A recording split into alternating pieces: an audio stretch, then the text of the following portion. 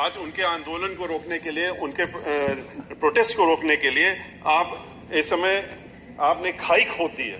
खाई ये उनके लिए नहीं खोद रहे हैं, ये हम कहना चाहेंगे खाई अपने लिए खोद रहे हैं। जवानों को बंदूक लेकर खड़ा कर दिया है, पानी की बौछारें डाल रहे हैं, आंसू गैस के गोले छोड़ रहे हैं, उनका पानी बंद कर दिया, उनका खाना बंद कर दिया, यहां तक कि आपने शौचालय भी बंद कर दिए और ये भी नहीं सोचा कि उसमें महिलाएं भी हैं और ये ह्यूमन राइट्स का कितना बड़ा वायलेशन है, इसको आपको देखना चाहिए था। सड़क में कांटे की कील गाड़ दिए। इतनी तैयारी तो पाकिस्तान के बॉर्डर में भी शायद सरकार ने नहीं की होगी जितनी की दिल्ली के बॉर्डर पे कर दी है। जो हमारे अन्नदाता हैं उन्हें आज देश के दुश्मनों का दर्जा दिया जा रहा है। याद रखिए, ये किसान जिनके पास खाने को कुछ नहीं है, खोने को कुछ नहीं है, इन्हें आप डरा धमका कर और उन पर अपना कानून थोप नहीं सकते जो कानून उनको पसंद नहीं है।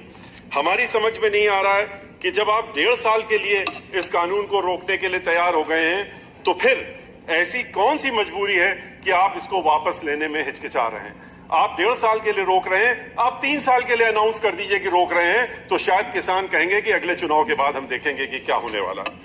हमारी आपसे प्रार्थना है कि अपना ईगो छोड़कर, बड़े बनकर और आप इन किसानों को इनकी मांगों को मानते हुए इन तीनों कानूनों को वापस करें। बहुत अफसोस की बात है कि सत्ता पक्ष के एक व्यक्ति ने कल कह दिया कि हम ये कोई भी व्यक्ति किसानों के बारे में कह रहे थे किसी दूसरे के ऊपर बोझ नहीं बनना चाहिए। ये बोझ नहीं है, ये हम लोगों को खाना देते हैं, अन्न देते हैं, इनको बोझ कहना बहुत ही निंदनीय बात है। ये कैसी जिद है आपकी, कैसा ईगो है आपका जिसको कि आप खत्म करना नहीं चाहते हैं और 3 कानूनों को वापस लेना नहीं चाहते हैं। किसान जो हैं वो आप ही के बच्चे हैं, आपके भाई हैं, बहन हैं, माता हैं, पिता हैं, उनको आपने देशद्रोही बना दिया।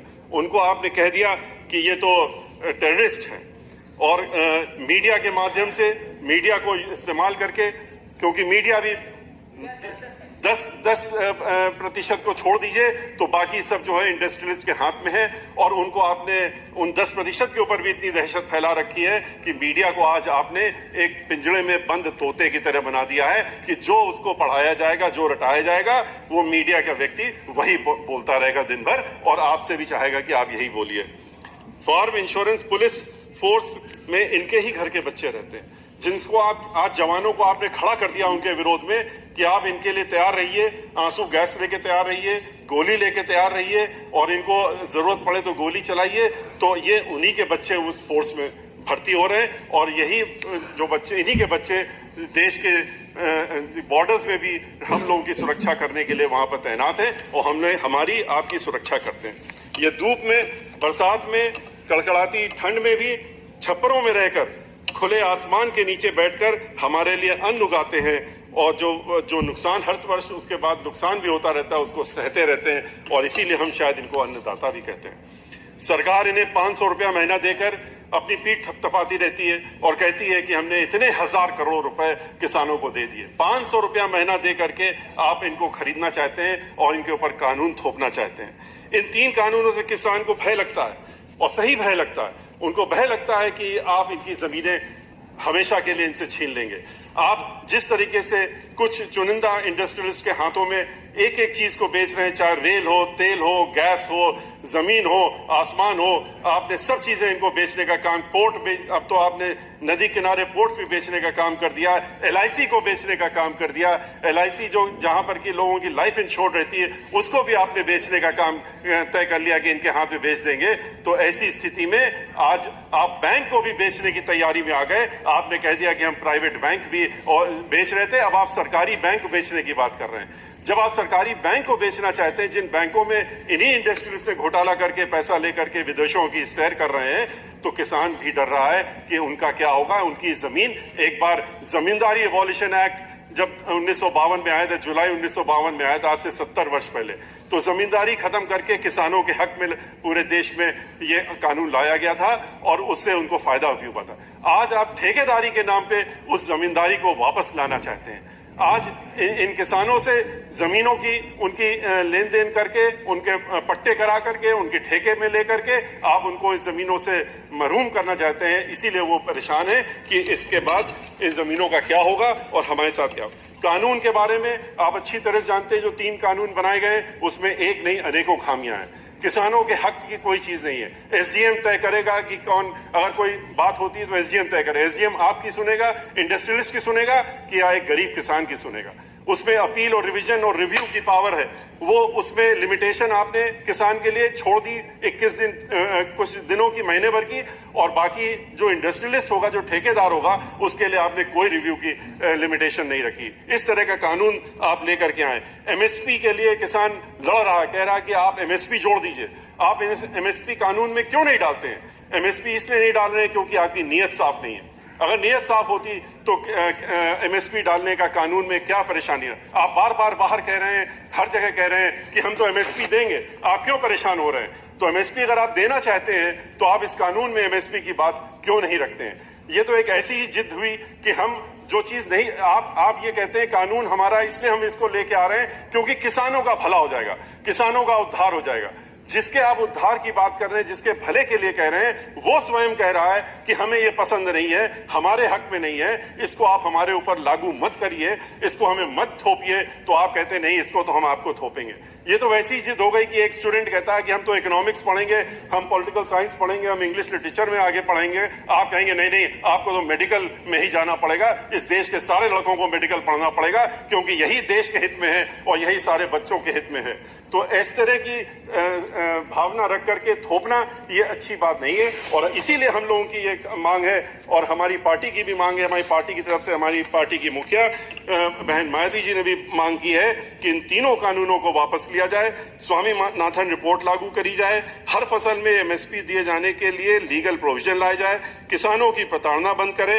26 जनवरी को जो हुआ उसके लिए हम लोग उसकी बहुत भर्त्सना करते हैं। हमारे लिए भी झंडा जो है, इस देश का तिरंगा जो है, वो जान और शान और हर चीज के लिए सबसे ऊपर है। और हम लोग भी उसके अगर कोई भी उस पे दाग लगता है तो हम लोग उसको सह नहीं सकते। ऐसे लोग जिन्होंने इस पे लगाने की कोशिश की है और लाल किले में चढ़ करके उन्होंने तिरंगे झंडे को नुकसान पहुंचाने की कोशिश की है, उनके खिलाफ सख्त कार्रवाई होनी चाहिए और उनको मैं आखिरी में 2 मिनट आपसे इसलिए मांग रहा हूं कि प्रेसिडेंशियल, अब आपने चूंकि कह दिया था कि किसान का अलग होगा और वो अलग नहीं होगा, तो एक साथ होगा, तो इसलिए दोनों पे बात करना जरूरी है। तो इसलिए मैं बहुत ही शॉर्ट में अपने प्रेसिडेंशियल जो एड्रेस है उसके बारे में और बातें जो है उनके बारे में कुछ बातें कहूंगा। जहां तक आज देश में अनएम्प्लॉयमेंट इस कदर बढ़ गया है कि मैक्सिमम स्तर पर अनएम्प्लॉयमेंट बढ़ा हुआ है। 2 करोड़ नौकरी देने का वादा किया था, जिस तरह से आपने 15 लाख रुपए देने का वादा किया था गरीबों को उस सालाना, लेकिन 1 करोड़ से ज्यादा नौकरियां जाने का काम हो रहा है। ये सब डीमोनेटाइजेशन का असर है। उसके बाद से आज के रोज पीएचडी स्टूडेंट्स जो हैं वो भी क्लास 4 की नौकरी के लिए दरखास्त लगाते हैं तो लाखों में दरखास्तें आती हैं। इस स्थिति में आज हम लोग पहुंच गए हैं। एजुकेशन की पॉलिसी आपने ऐसी बनाई है जिसमें कि आप ये नहीं देख रहे हैं कि एक पीएचडी को कहते हैं कि आप नर्सरी पास बच्चे को पढ़ाने का काम करिए, वो भी उसके पहले एलिजिबिलिटी टेस्ट पास करिए।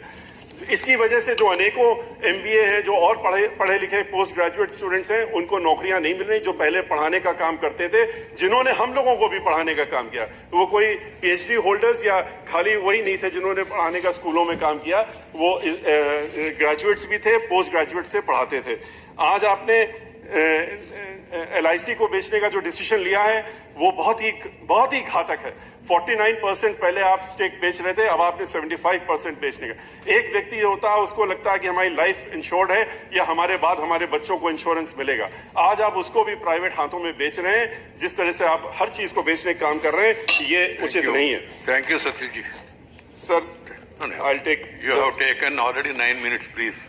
सर 10 मिनट की हमने छूट मांगी थी, 10 मिनट की छूट मांगी थी। अच्छा, हम एक खाली हेल्थ के बारे में बात करके अपनी बात समाप्त करना चाहेंगे। आपने हेल्थ स्कीम के बारे में कहा है, आपने प्रेसिडेंशियल अपनी एड्रेस में ये भी कहा है, माननीय राष्ट्रपति जी ने कहा है कि बहुत सी चीजें हम लोग कर रहे हैं, जितने देश में आप बढ़ावा कर रहे हैं वो सब, लेकिन अल्टीमेटली तो प्राइवेट हाथों में ही जाने वाला है। तो देश के पास कहाँ रहने वाला है? 2-3 प्राइवेट जो लोग हैं उन्हीं के हाथ में इसको भी बेच देंगे आप। हेल्थ स्कीम में आपने कहा है कि आपने बहुत किया, बहुत अच्छा किया, लेकिन आप ये भी तो देखिए कि इसमें और भी आगे बढ़ने की जरूरत है। हमने पिछली बार भी माननीय सभापति जी के सामने भी हमने ये बात कही थी कि कैंसर के पेशेंट्स पूरे देश में रोज हर महीने लाखों की संख्या में बढ़ रहे हैं। कैंसर का ट्रीटमेंट जो होता है उसके लिए मशीन चाहिए होती है, लीनियर एक्सरे मशीन चाहिए होती है, और लीनियर जो एक्सलेटर मशीन होती है वो सिर्फ विदेशों में बनती है और 2 ही कंपनियां बनाती हैं। उनको यहाँ पर ला करके अगर हेल्थ सेक्टर हमको बढ़ाना है तो उनके लगाने के लिए प्राइवेट लोगों को आगे आने की इच्छा अगर हो या किसी को भी लगाना हो तो उनके पास कैपेसिटी होनी चाहिए।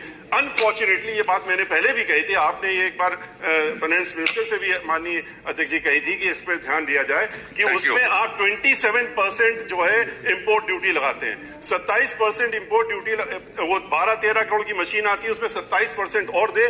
इस वजह से आज इसमें आप कितना कमा लेंगे साल भर में? 50 करोड़, 60 करोड़। लेकिन इसकी वजह से आज कैंसर की वजह से लोग मर रहे हैं।